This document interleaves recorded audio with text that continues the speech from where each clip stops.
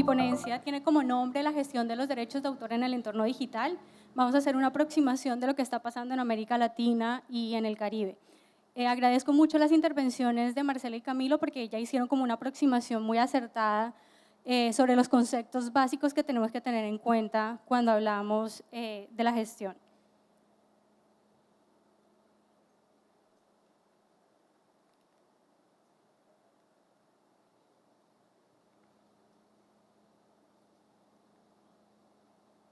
Entonces, haciendo como un pequeño recorderis de lo que nos acababa de comentar Camilo, ¿qué se entiende por gestión o qué es lo que se gestiona cuando nosotros hablamos de música?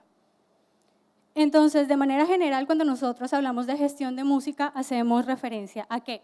Al uso de la obra, la remuneración de la misma, es decir, cómo vamos a remunerar a los artistas de los que estamos haciendo uso de su música, cómo se recaudan todo eso que se obtiene, todo ese dinero, toda esa plata que nosotros obtenemos de esa distribución, de esa reproducción, de esa difusión de la música. Y por último, cómo se hace ese reparto de las regalías, es decir, cómo se distribuye dependiendo de la cantidad de veces que se hizo uso de esa música a los artistas el dinero que le corresponde. Entonces digamos que la gestión de la música tiene dos formas. Una que es la gestión colectiva, que era la que nos comentaba Camilo, que es la que tiene que ver con las sociedades de gestión colectiva y que están directamente asociadas en Colombia con SAICO y ASIMPRO, que son las que se dedican a todos los conceptos que tienen que ver con la música. Entonces digamos que estas asociaciones son creadas por los mismos artistas, que a pesar de estar creadas por los mismos artistas sí tienen como unas limitaciones que están dentro de la ley y que también son vigiladas y controladas por el Estado. En este caso, la entidad que se encarga de esta gestión, de este control, es la Dirección Nacional de Derechos de Autor. Ahora, ¿para qué sirven estas sociedades de gestión colectiva? Bien nos decía Camilo, que sirven para representar a los músicos y para que sea más fácil y eficiente esa reproducción, ese manejo que ellos tienen respecto al público. Entonces, digamos que esos son los beneficios que tenemos cuando estamos asociados a esta clase de entidades. Y por último, también nos sirven como intermediarios entre esos derechos de autor y esos derechos conexos a los que tienen o los que están en cabeza de los artistas. Porque si bien estos artistas quieren que su música esté en la radio, esté en internet, pues ellos también quieren que recibir una retribución a todo ese trabajo que están realizando. Entonces, ¿cuáles son las finalidades? Fomentar la reproducción intelectual y mejorar la cultura, administrar los derechos económicos de los artistas, porque como nos decía también Camilo, los artistas también tienen otra clase de derechos que son los derechos morales que siempre van a estar en cabeza de ellos. Y por último también tenemos que muchas de las sociedades de gestión colectiva buscan proteger o tener unas prerrogativas para proteger algunos derechos sociales de los músicos. Entonces tienen beneficios de salud, tienen beneficios de seguridad social en general. Ahora, ¿cuáles son los derechos patrimoniales que están directamente asociados a las sociedades de gestión colectiva y valga la redundancia? Están los derechos de radiodifusión, están los derechos de reproducción y ejecución pública, que eran los que nos comentaba Marcela, que son los que se utilizan cuando hacemos las reproducciones por internet, cuando se hace el streaming, cuando bajamos la música. Tenemos también los de reproducción mecánica, que son también los que están asociados con la radio. Tenemos la reproducción repográfica, que ya se refiere a todo lo que tenga que ver con la literatura. Y por último tenemos los de representación y ejecución de obras, que está asociado con el arte del drama y el teatro. Ahora, respecto al entorno digital, entonces nos cabe la duda, si la gestión se está ejecutando en Colombia, ¿qué pasa con las obras que son internacionales? ¿O qué pasa con esas obras que a pesar de estar registradas en Colombia, están siendo usadas en otros contextos o en otros territorios? Entonces, lo que ha hecho las sociedades de gestión colectiva es que están facultadas para negociar unos contratos de reciprocidad que lo que permite es que las sociedades de gestión colectiva de Colombia puedan gestionar los derechos de artistas internacionales y los derechos de esos artistas internacionales también se puedan representar aquí en Colombia. Entonces, digamos que es un contrato de reciprocidad en el sentido de que tanto la sociedad colectiva de Colombia como la internacional van a gestionar de igual forma los derechos de los artistas dependiendo de esos dos territorios donde haya el contrato. Ahora, ¿qué pasa? Que a pesar de que las sociedades de gestión colectiva están integradas por esos artistas, eso no quiere decir que un cantante o un intérprete no pueda hacer su gestión individual. Es decir, si yo como artista decido que no quiero que nadie gestione mis derechos, lo puedo hacer. ¿Eso qué implica? Que seré yo entonces en cabeza de mi persona la que tenga que dirigirse a donde se está reproduciendo la canción y cobrar por ese uso. Ahora, si bien esta gestión se puede hacer y la puede hacer cualquier persona que tenga canciones en el mercado, ¿qué pasa? Debe tener una acreditación o poder acreditar ante quien le vaya a cobrar que él pueda hacer uso de esos derechos. Y eso es lo que le va a permitir poder cobrarlos y hacer uso de esas ganancias. Pero bueno, digamos que ese es como el contexto general de lo que tenemos dentro de la ley, es el contexto que en general nosotros conocemos porque siempre hemos escuchado de SAICO y ASIMPRO, y esto nos permite de pronto asimilarlo a los usos tradicionales que siempre hacemos de la música. Y es que, por ejemplo, vamos a un hotel y en el hotel en la recepción hay una música de fondo, nos subimos al bus y en el bus está puesta la emisora. Pero ¿qué pasa? Digamos que han cambiado mucho esos contextos y también hacemos uso de la música de diferentes formas. ¿Qué pasa cuando yo reproduzco una canción por YouTube? ¿Qué pasa cuando yo descargo una canción? ¿Qué pasa cuando tengo Spotify y toda esta clase de herramientas? ¿Cómo está funcionando entonces la gestión en los entornos digitales? ¿Cuál es el contexto entonces? ¿Qué es lo que está pasando y cuál es la diferencia que hay entre esos entornos tradicionales y esos entornos digitales? Primero tenemos que se modificaron los soportes y los medios en los que circula la música. Entonces, no sé si ustedes recuerdan, de pronto están muy chiquitos la mayoría de ustedes, pero antes nosotros en nuestra casa teníamos discos. No sé si alguien todavía en su casa tenga un disco o por lo menos un CD. Ya eso no lo usamos porque lo que usamos es nuestro celular para poder tener nuestra música, utilizamos nuestro computador o simplemente vemos los videos en YouTube. Entonces, digamos que esa forma en la que se plasmaban las obras y se distribuían ha cambiado totalmente.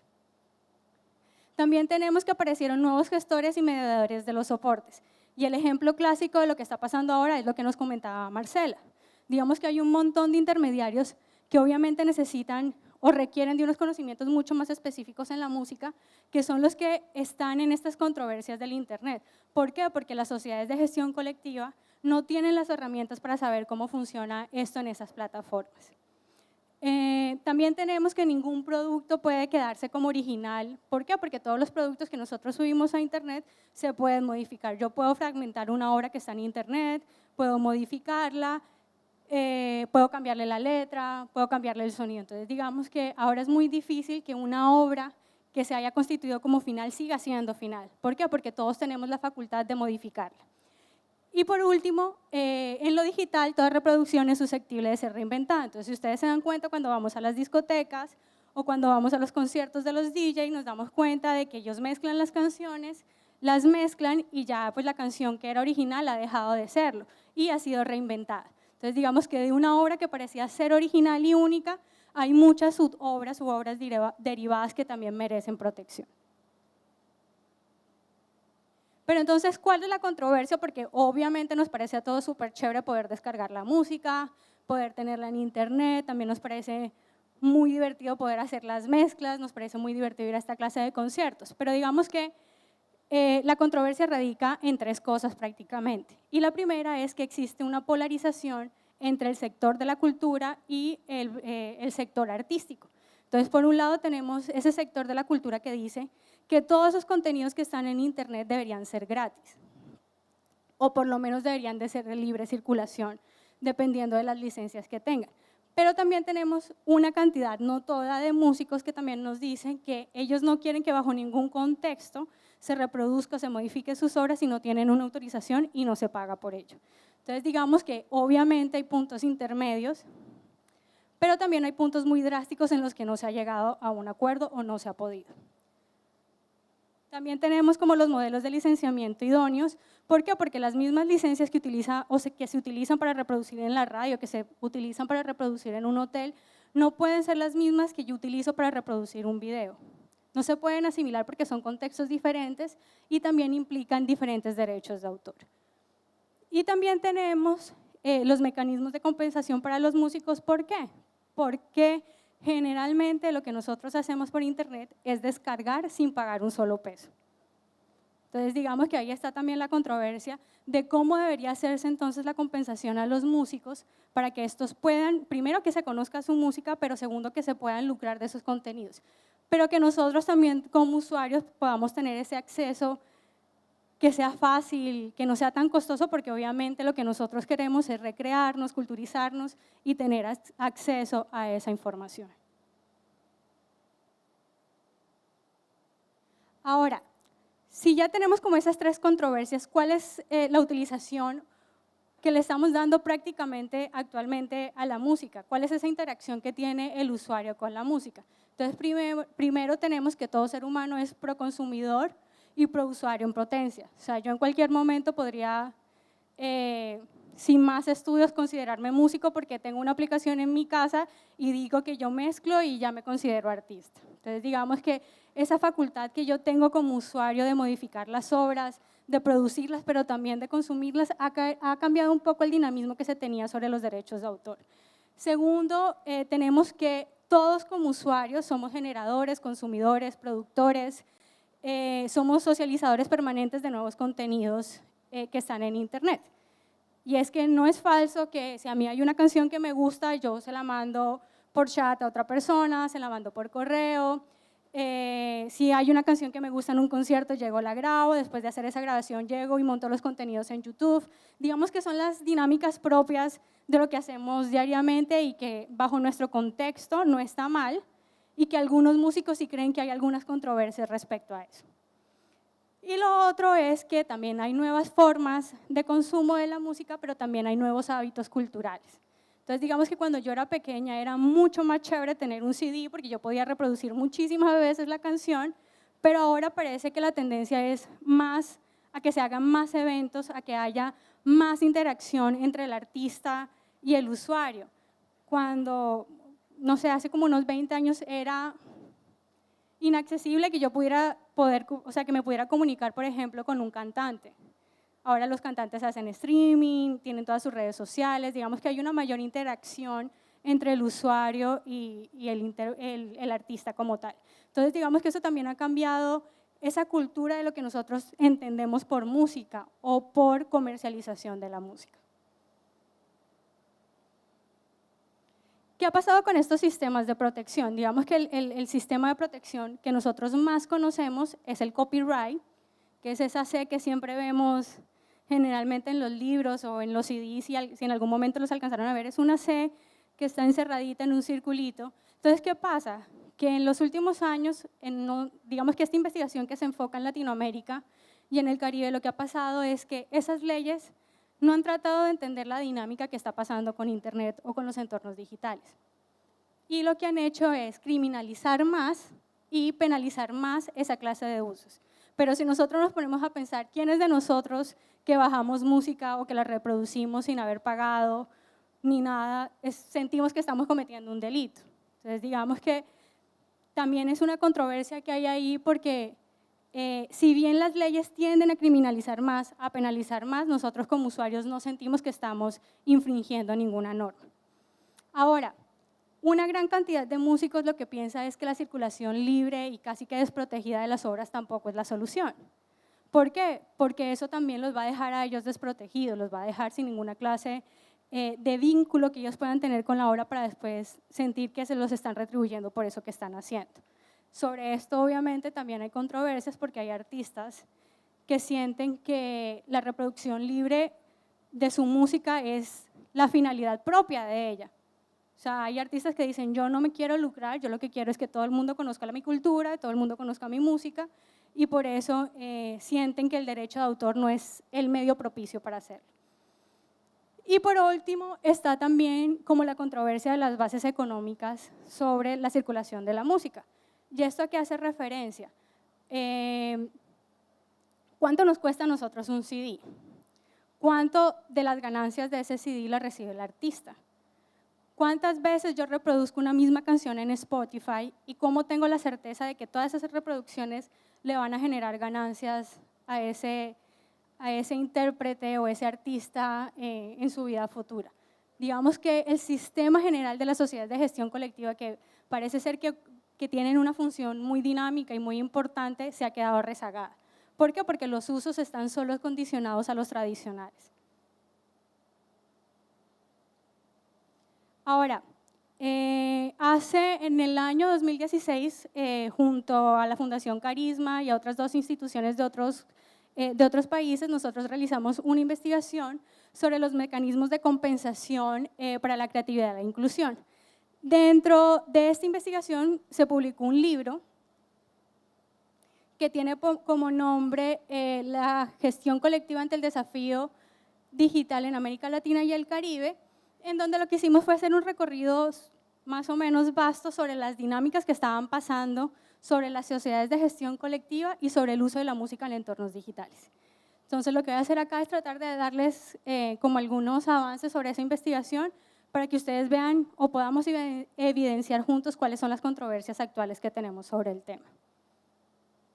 El libro también tiene como todas las gráficas, toda la información, todos los anexos y es de acceso libre, entonces por si les interesa pueden consultarlo.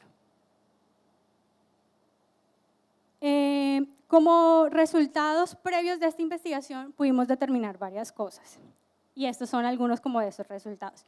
Primero pudimos evidenciar que todavía el sector musical y mucho del sector musical tradicional, por ejemplo en Colombia lo que tiene que ver con el vallenato, lo que tiene que ver con la salsa, lo que tiene que ver con el porro, con el merengue, sienten que las funciones de la sociedad de gestión colectiva son muy importantes. Sienten que el vínculo más importante que pueden tener para obtener ganancias es la sociedad de gestión colectiva. Las sociedades de gestión colectiva poseen una estructura bien desarrollada, es similar en casi todos estos países y tiene alto grado de injerencia del Estado en temas de vigilancia y control. Como les decía, a pesar de que estas sociedades de gestión colectiva son creadas por los mismos intérpretes, cantantes y artistas en general, siempre tienen una vigilancia y control de la Dirección Nacional de Derechos de Autor, que es la que les dice de qué forma tienen que operar dentro del mercado, cómo deben estar constituidos, cuánto es el mínimo de afiliados que deben tener para poder regirse. No sé si recuerdan, hace algunos años hubo algunas controversias sobre también cómo estaban funcionando esas sociedades de gestión colectiva, porque se estaba evidenciando que había una clase de monopolio dentro de ellas. Y pues obviamente fue la Dirección Nacional de Derechos de Autor la que tuvo que intervenir para poder regular o poder tratar de solucionar esa controversia. Son entidades privadas sin ánimo de lucro sometidas a un bajo nivel de vigilancia y control. Entonces, ¿qué pasa? A pesar de que legalmente ellos tienen un control, una vigilancia y están constituidas en norma, lo que se evidencia dentro de ellas es que esa vigilancia y control no funciona del todo bien. Entonces, artistas que no tienen una relación tan cercana con la sociedad de gestión colectiva no saben qué está pasando con su música. No sabe cómo se ejerce esa vigilancia y, quién es el control, y cómo se ejerce ese control. No tienen ninguna clase de relación con ellas y por tanto no saben cómo funciona esto. Tienen amplia libertad para definir tarifas, quiénes están obligados a pagar, formas de distribución del recaudo y esquemas de participación. Entonces, dentro de la investigación, por ejemplo, nos dábamos cuenta que en Colombia las sociedades de gestión colectiva cobran por el uso de música en los hoteles, en los buses, en los restaurantes, mientras que otros países, generalmente los de Caribe, no tienen estas dinámicas. Solo cobran por el uso de las obras solo en contextos de radiodifusión. Entonces, digamos que estas tarifas, que son muy importantes, que obviamente son las que permiten el recaudo del dinero, siempre están vinculadas directamente a la sociedad. ¿Por qué? Porque ellas son las que deciden cómo se hacen y cómo se estipulan. Y por último, la participación se caracteriza por una baja representatividad del total de los afiliados, lo que lleva a una crisis de representatividad. Entonces, ¿qué pasa? Que no es lo mismo que una sociedad de gestión colectiva me represente a mí, Karen Cabrera, que de pronto solo tengo una canción registrada, a que tenga bajo su custodia toda la música que tiene Diomedes Díaz. pues obviamente Diomedes Díaz tiene un repertorio súper grande, entonces lo que va a pasar es que la sociedad de gestión colectiva se va a encargar más del control de esa música porque sabe que ahí va a obtener más recaudo que de mi canción. Eso no está mal, porque obviamente ellos también quieren lucrarse, pero digamos que eso no es la finalidad propia de las sociedades de gestión colectiva, porque las sociedades de gestión colectiva los que buscan es, de igual forma para todos, proteger toda esa clase de derechos.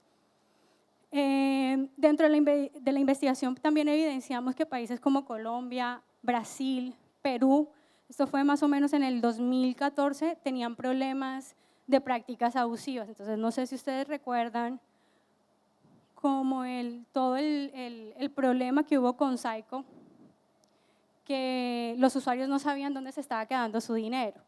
Y dentro de esa revisión que hicieron de los estatutos y de todo el registro que tenían, también se dieron cuenta de que, por ejemplo, no había rotación de la junta directiva y que habían como unos rangos para poder acceder a esos beneficios. Por ejemplo, había asociados, no asociados, y que la diferencia entre uno y otro era muy grande y que entonces había una desprotección muchísimo más marcada para aquellos usuarios que eran afiliados que eran nuevos, para aquellos que tenían mucho tiempo y un repertorio mucho más grande.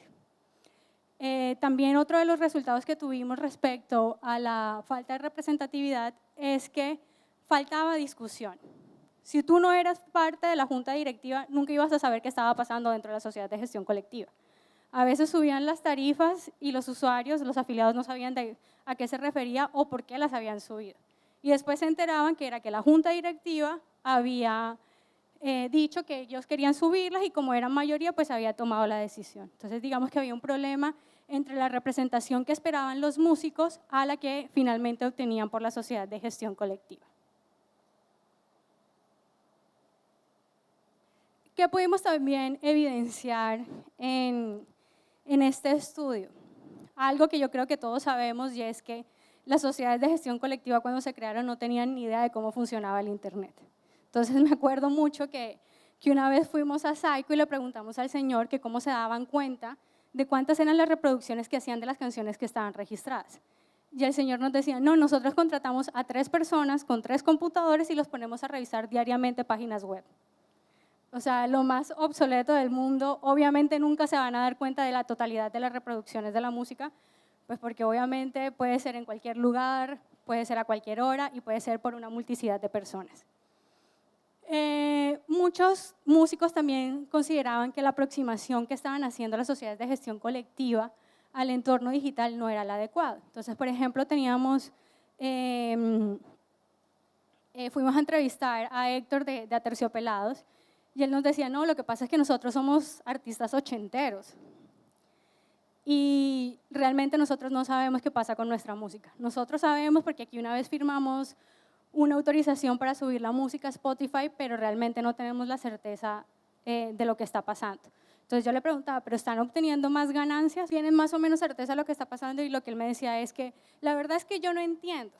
¿Por qué? Porque si reproducen más la canción en internet, ¿por qué seguimos recibiendo lo mismo? O porque hay meses que nosotros recibimos menos. Y entonces la única razón de esto es que ni la sociedad de gestión colectiva sabía qué estaba pasando, que por cierto no es Psycho, sino es GAE, que está en España, y segundo, que los artistas tampoco tenían la certeza de lo que querían hacer con esa clase de reproducciones. Y lo último es que el rápido cambio tecnológico sugiere que los sistemas de compensación existentes deban modificarse. ¿Por qué? Porque si usted, como sociedad de gestión colectiva, lo que está esperando es que le paguen más por la reproducción que usted está haciendo en la radio, pues obviamente no va a obtener ganancias. ¿Por qué? Porque la mayor parte de la reproducción que usted hace la hace en internet. Entonces, ¿cuáles son los retos? ¿Cuáles podrían ser las conclusiones o cuál es el paso que debemos dar en Colombia y en los países de Latinoamérica para mejorar este sistema, para que estas controversias ya no susciten más y se puedan como solucionar y haya como un equilibrio entre lo que uno espera como usuario, pero también como músico? Entonces, la primera es que hay que hacer más transparentes la información que está dentro de las sociedades de gestión colectiva. Digamos que cuando estábamos haciendo también la investigación, tratábamos de tener acceso a la información Y generalmente tuvimos que mandar cartas, tuvimos que pedir autorizaciones para tener acceso a ello, cuando debería ser información libre. ¿Por qué? Porque yo soy el usuario de la música que está protegida a través de esos derechos, a través de esas sociedades. Entonces, la información debería ser transparente. Ahora, si yo como usuario tengo dudas, el afiliado también las tiene. Hay afiliados que no tenían ni idea de cómo funcionaban las sociedades de gestión colectiva. Segundo, actualizar los sistemas de recaudo y la forma en que se hace la rendición de cuentas. Digamos que la mayoría de sociedades de gestión colectiva lo que hacen es pasar informes cada 3 o 4 meses a los afiliados. En estos momentos, a pesar de que se hace ese informe, no hay certeza de si se está haciendo de buena forma. O sea, ninguno de los músicos que nosotros entrevistamos dijo que tenía la certeza que lo que le estaban pagando correspondía a el uso que se estaba haciendo de la obra. Es más, ellos decían, pero es que yo sentí, yo vi en YouTube y yo vi que tenía más reproducciones, entonces no entiendo porque si tiene más reproducciones en YouTube, me están pagando menos. Y las cifras nunca correspondían pues, a la información que ellos estaban esperando.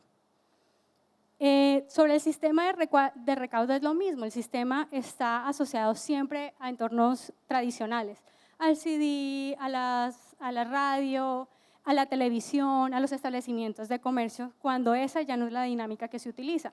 Si ustedes se han dado cuenta en los últimos años, lo que pasa es que nosotros tratamos de ir más a los conciertos, tratamos de tener más una interacción directa con los artistas y pues obviamente eso también debería generarle ganancias, no siempre monetarias, pero sí una clase de ganancias a los artistas.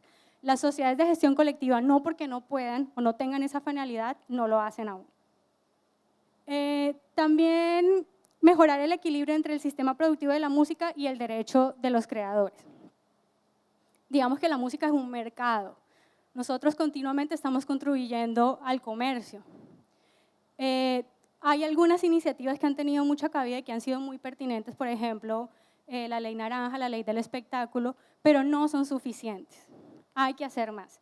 Hay que lograr mayor interacción, hay que llamar más a la conciencia de los usuarios para que por lo menos respeten la titularidad de los derechos, que es, por ejemplo, decirle a esta persona, esta canción es de ella, yo la bajé de tal parte. Digamos que nos falta un poco más de conciencia sobre por qué los artistas como tal también quieren que los retribuyan de esto. Ahora, no pasa con todos los artistas, hay artistas que sienten que la gestión individual es lo más adecuado para ellos. ¿Por qué? Porque ellos son músicos porque quieren, no porque quieren lucrarse a través de eso. Es la minoría también, pero es también parte de la dinámica de lo que está pasando ahora. Entonces, recuerdo también que entrevistamos a un grupo que mezcla, en Bogotá, que mezcla rock con bambuco. Y lo que nos decía es que, por ejemplo, ellos tocaban mucho en las bibliotecas y a veces ni siquiera les pagaban, lo hacían porque querían. Después, las bibliotecas firmaron un contrato con las sociedades de gestión colectiva y el pago se debía hacer directamente a la sociedad. Entonces, ¿qué pasa? Que como ellos eran de gestión individual, ellos no recibían ningún dinero de esos conciertos que daban. Entonces, ellos decían, el sistema de las sociedades de gestión colectiva tiene muchísima pertinencia, es importante, pero también es necesario que se haga una discusión sobre cómo tiene que hacerse esa gestión individual. ¿Qué pasa para aquellos artistas que no nos interesa lucrarnos, pero que sí queremos que se nos reconozca el trabajo? ¿Qué pasa con ellos? Permitir la discusión de otros sectores en la expedición de leyes. Y esto está asociado con la gobernanza en Internet. ¿Esto qué quiere decir? Que en todas esas leyes que nosotros tenemos en Internet, que están súper coyunturales, como nos dice Marcela, por todos los tratados de libre comercio, por todo este contexto que también pues, el Internet es internacional, es importante que tanto el sector de la música se vea netamente involucrado en estas discusiones, pero que también lo haga la sociedad. O sea, yo como usuario, ¿por qué estoy cometiendo esta clase de conductas? De pronto es porque no tengo conocimiento, de pronto es porque no tengo la conciencia. Entonces, digamos que también falta involucrar a este sector que hace uso del Internet para ver cuáles son las dinámicas que se pueden mejorar. Por ejemplo, cambiar la clase de licencias que se usan. Yo como músico puedo decidir el copyright para proteger mis derechos, pero también puedo decidir licencias abiertas, en donde no voy a recibir ninguna retribución, pero se me está reconociendo el trabajo. Entonces, digamos que falta mayor discusión de estas controversias en Internet. Entonces, claro, los asuntos de Internet, está la criminalización de otras conductas, la pornografía infantil y todo esto, pero esto es un mercado muy importante, es un mercado que mueve muchísimo dinero. Entonces, esas discusiones se tienen que dar tanto con los usuarios, pero también se tienen que dar con los músicos. Y por último, concluimos que se tenían que estrechar los vínculos con las nuevas plataformas de reproducción de la música. Y esto también tiene que ver mucho con las conclusiones que decía Marcela. Y es que la única forma que nosotros tenemos de poder conectar o tener esa coherencia entre lo que se reproduce en Internet y lo que esperamos como usuarios es que nosotros empecemos a interactuar con ellos. Si yo no sé cómo funciona Spotify, pues obviamente, probablemente no voy a recibir nada de regalías. Pero si yo quiero hacer parte de esa plataforma, lo puedo hacer, pero tengo que saber cómo funciona. Entonces, digamos que las sociedades de gestión colectiva también les falta eso, les falta involucrarse más, tener más contacto con los usuarios, con esas plataformas para poder entender la dinámica y ver las formas de compensación que más les sirven. Muchísimas gracias.